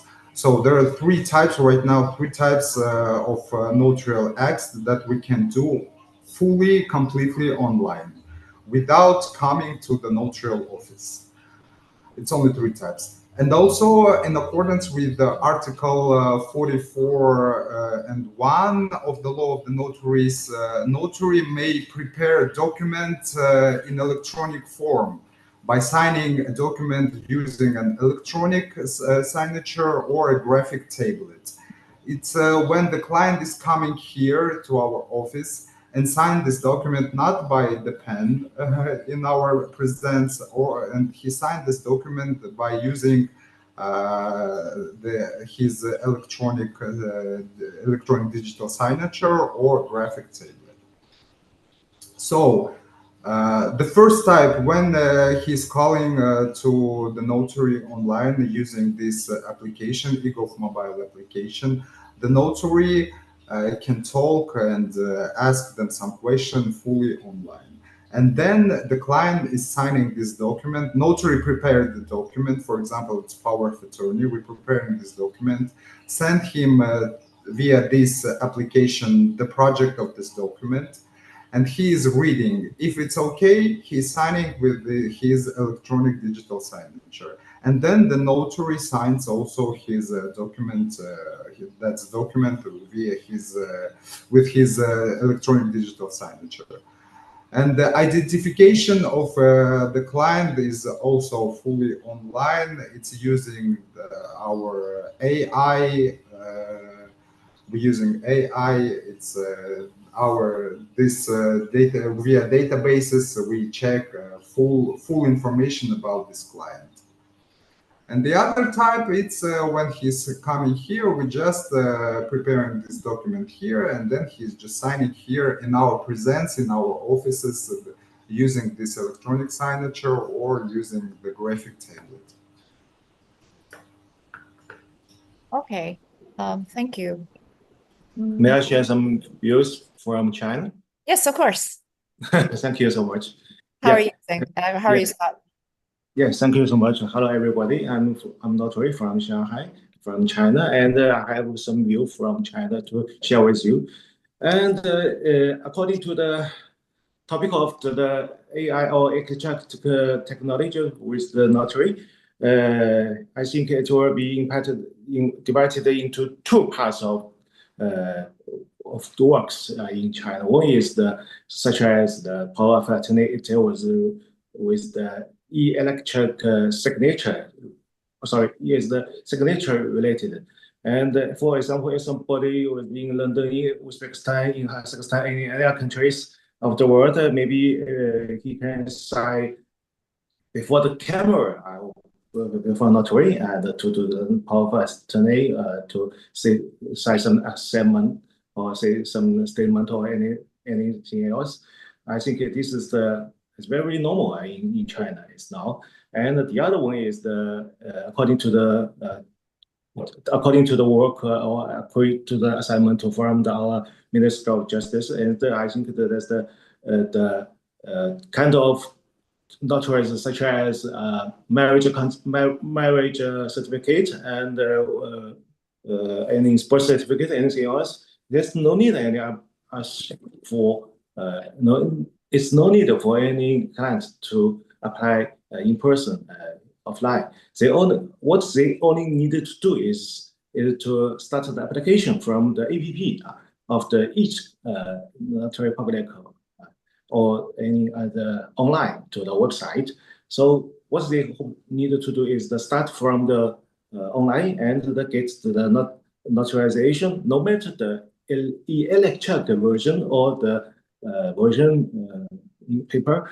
So they can do it. They can go to it right now. So I think this is impacted two parts of this kind of job. And the background of this kind of job is that I think is to help the China country to invest abroad and to help the individuals to living abroad or it's very I think it's very successful for us, and it's not only for the notary to have the more achievements, but also for the clients to get more easily to. So I think it will be useful for all of us. Thank you so much. Okay, thank you very much. That's very useful, Scott. Thank you. Thank you. Ya, jadi Bapak Ibu menarik ya, hampir semua yang menjadi pembicara pada siang hari ini dan ada di Komisi Asia tuh ada 9 negara dan saya melihat dan saya mengetahui bahwa ke-9 negara tersebut sudah banyak atau sudah mulai menggunakan video conference untuk RUPS, tapi juga remote online notarization, artinya membuat akta secara elektronik begitu. Dan tadi disampaikan oleh Uzbek menarik sekali bahwa dengan seluruh persyaratan yang diamanatkan oleh undang-undangnya, mereka sudah menggunakan RON ya, remote online notarization, tapi persyaratannya cukup ketat, ada biometrik, ada kamera yang harus 360 derajat tadi ya diterangkan, sehingga bisa terverifikasi dengan benar para penghadapnya gitu. Kemudian Kazakhstan juga bilang ada beda-beda, ada yang fully online, ada beberapa akta yang bisa dilakukan fully online, artinya full elektronik bentuknya, tapi ada akta yang tidak bisa, ada akta yang bisa tetap menghadap tapi ditandatanganinya secara elektronik. Artinya penghadapnya tetap datang ke kantor notaris, kemudian menandatangani akta bentuknya elektronik secara elektronik juga gitu dengan tanda tangan elektronik gitu. Jadi ada 3 macam Kazakhstan tadi menerangkan. Ada yang bisa benar-benar fully online. Nah, ini juga sama dengan China. Tadi Scott menyampaikan bahwa untuk akta-akta tertentu seperti kuasa, POA itu sudah lazim menggunakan remote online notarization dan ada beberapa akta atau pernyataan yang dari notaris yang sifatnya betul-betul elektronik, tidak menghadap, tapi tetap ada beberapa akta yang harus menghadap gitu. Bahkan tadi Presiden China sebelumnya di presentasinya menyampaikan bahwa khusus untuk GMS, untuk RUPS, beberapa perusahaan di China sudah memiliki sistem tersendiri ya. Jadi mereka harus punya sistem sendiri untuk memastikan verifikasi biometrik dan lain sebagainya. Kalau di kita untuk yang terbuka kan ini dibelikan oleh e-RUPS provider ya di Indonesia gitu. Nah, itu tadi untuk pertanyaan yang mengenai pelaksanaan RUPS secara elektronik. Saya ada satu pertanyaan dari Bang Ara. Mungkin Bang Ara bisa Albert Arwan, notaris Albert Arwan, Dr. Albert Arwan mungkin bisa membuka mic-nya untuk menyampaikan secara langsung pertanyaannya. Silahkan kalau masih ada di meeting. Kita masih ada 5 menit lagi, habis itu saya akan kembalikan ke MC untuk ditutup ya. Dr. Albert Arwan.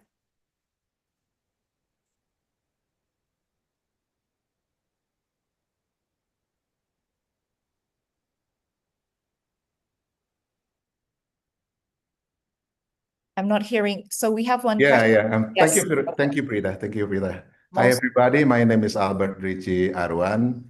This is a very great meeting from Prita and friends, and we are very happy to have all the speakers from other countries or Latin notaris countries.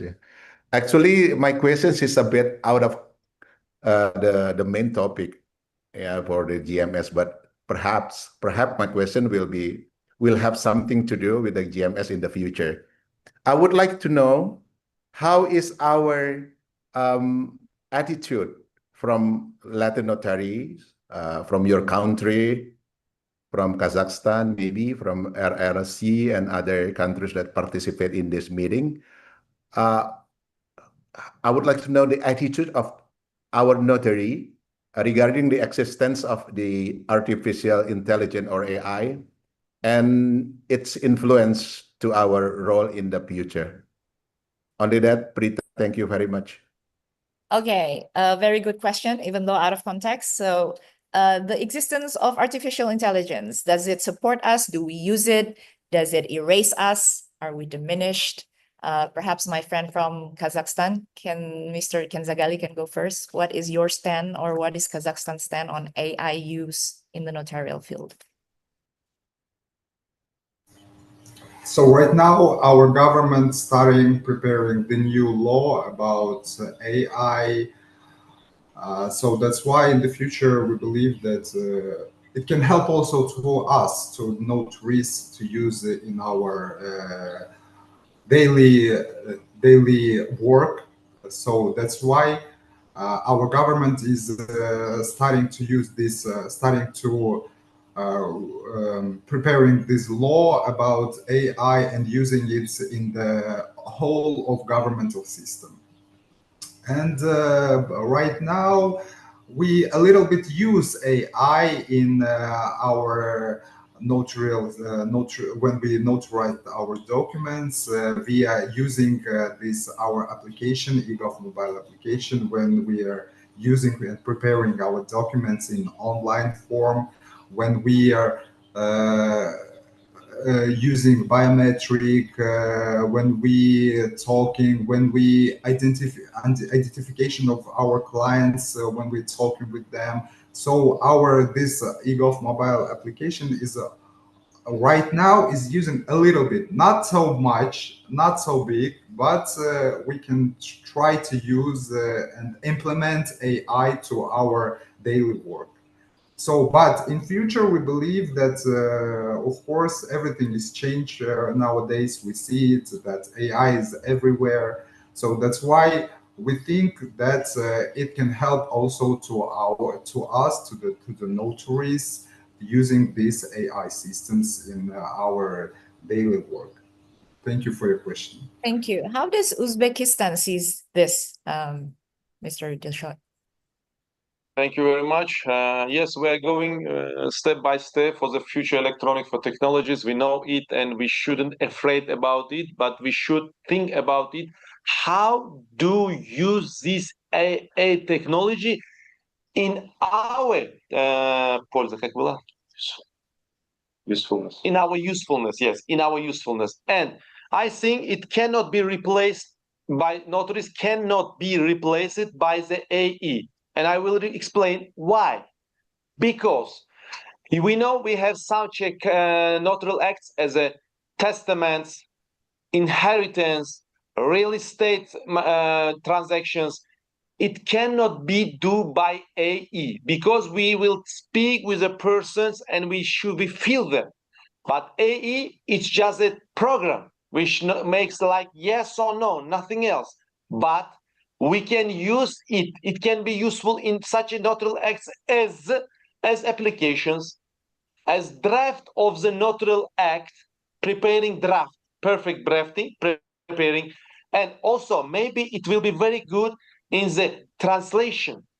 When we make some translation with the foreign countries working, it will be used in translation and maybe in such a types of the power attorney. It will help us for saving time and preparing good document. And because we know person can make a mistake. Yes, AI also can make mistake, but it's a computerization. It will be prepared drafts. And I think in the future, AI cannot replace the notaries as such an important notarial act, as I told before in my speech. Thank you very much. It's our opinion. Ya, terima kasih atas jawabannya. Tampaknya sentimennya sama nih dari semua komisi Asia yang ada di sini. Jadi memang AI itu inevitable, artinya tidak terelakkan. Tapi ya tidak perlu ditakuti, bahkan kita harus mengetahuinya supaya kenal gitu kan ya. Tidak kenal maka tak sayang.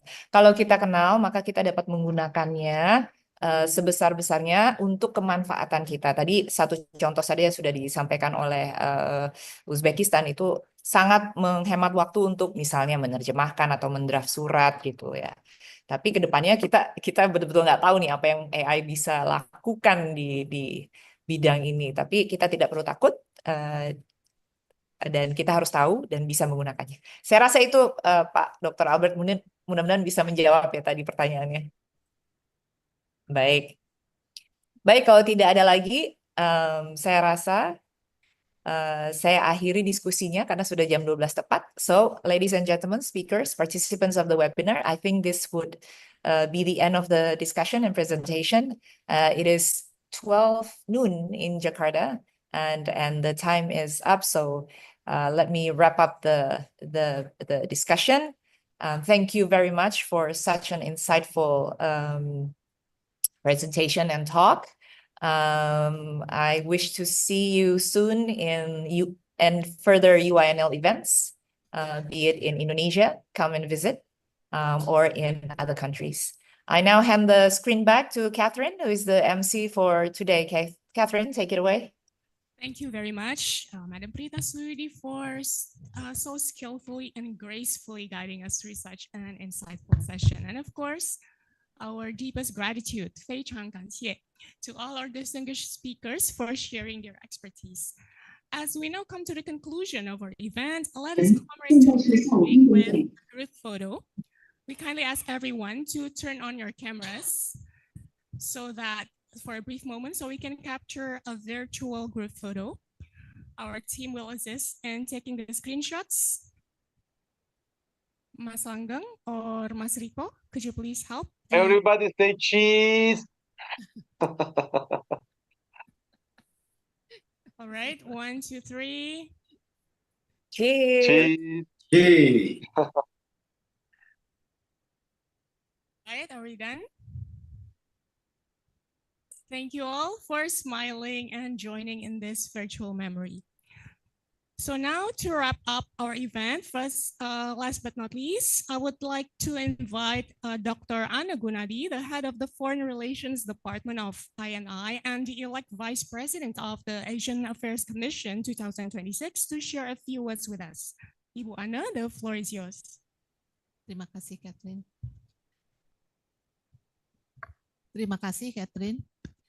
Distinguished President CIS 2025, Mr. Bayan Jargal, and all dear President, ladies and gentlemen, I'm deeply honored and grateful for the trust you have placed in me as the upcoming Vice President of the Asian Notary Council for the 2026 until 2028 term as a representative of Indonesia. I expect this responsibility with a strong commitment to fostering greater collaboration among our ASEAN notary community. I look forward to working closely with all of you to support the continued growth of our profession. Thank you once again for this meaningful opportunity. Terima kasih. Assalamualaikum warahmatullahi wabarakatuh. Waalaikumsalam. Thank you, Ibu Ana, for the remarks. And to officially close today's international webinar, please welcome Dr. Agung Iriantoro, the Secretary General of INI, to deliver the closing remarks. Baik, terima kasih untuk penutupan ini. Kami dari Pengurus Pusat Ikatan Notaris Indonesia, saya mewakili Ketua Umum Bapak Trifirdaus Akbarsah, Sarjana Hukum, Magister Hukum, mengucapkan syukur alhamdulillah bahwa kegiatan webinar internasional Rapat Umum Pemegang Saham Perseroan Terbatas yang dilakukan secara daring pada hari ini tanggal 7 Juli 2025 dengan narasumber yang berasal dari negara-negara sahabat, yaitu Mr. So Yung Seng, President of China Notary Association. Kemudian Mr. Disot Ashurov, President of the Notary Chamber of the Republic of Uzbekistan. Selanjutnya, Madam Asal Janabilova, President of the Notary Chamber of the Republic of Kazakhstan dan Presiden Komisi Asia UNL periode 2026-2028.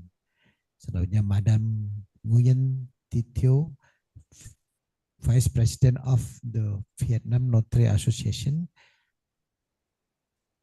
Untuk itu apresiasi kami sampaikan kepada seluruh anggota Ikatan Notaris Indonesia yang telah hadir mengikuti acara webinar internasional ini dan mendapat kesempatan yang sangat berharga untuk belajar dari pengalaman negara lain membandingkan sistem serta memperluas jaringan profesional di kawasan Asia dan negara UNL guna meningkatkan profesionalisme dalam menjalankan tugas jabatan notaris. Terima kasih dan penghargaan setinggi-tingginya kami sampaikan kepada narasumber dan pimpinan asosiasi notaris negara-negara sahabat, baik telah menyampaikan materi maupun telah menyampaikan video ucapan selamat Hari Ulang Tahun ke-117 Ikatan Notaris Indonesia. Dalam kesempatan ini kami atas nama Pengurus Pusat Ikatan Notaris Indonesia dan seluruh jajaran panitia menyampaikan permohonan maaf yang sebesar-besarnya apabila dalam penyelenggaraan acara webinar internasional ini masih ada kekurangan dan ketidaknyamanan yang dirasakan baik narasumber maupun oleh peserta.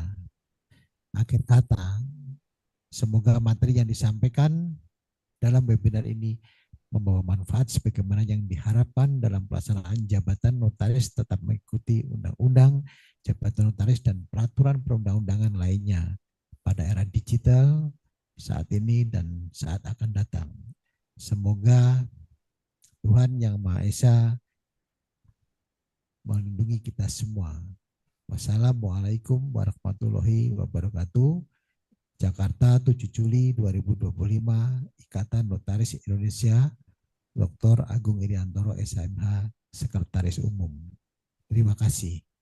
Thank you, Dr. Agung. Distinguished presidents, ladies and gentlemen, once again, on behalf of the Indonesian Notary Association, thank you for joining us.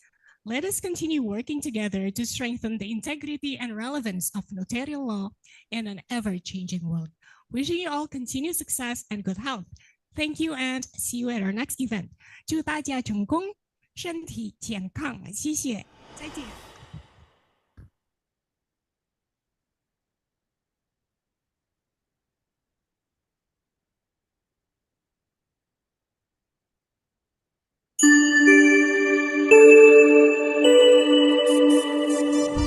Dear Mr. President, my dear friend, brother, on behalf of Notary Chamber of Uzbekistan and myself, please accept my heartfelt congratulations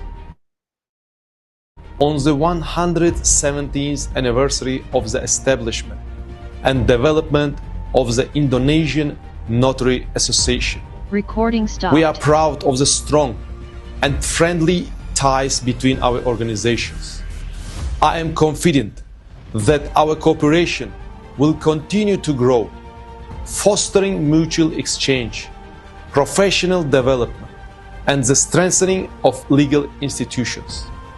Your country holds a special place in my heart, for it was here in 2023, while I was a guest, Recording in progress. that I was bestowed the great honor of being elected President of Commission of Asian Affairs for 2024. I wish you and the entire notarial community of Indonesia continued success, prosperity, and new achievements. Thank you very much.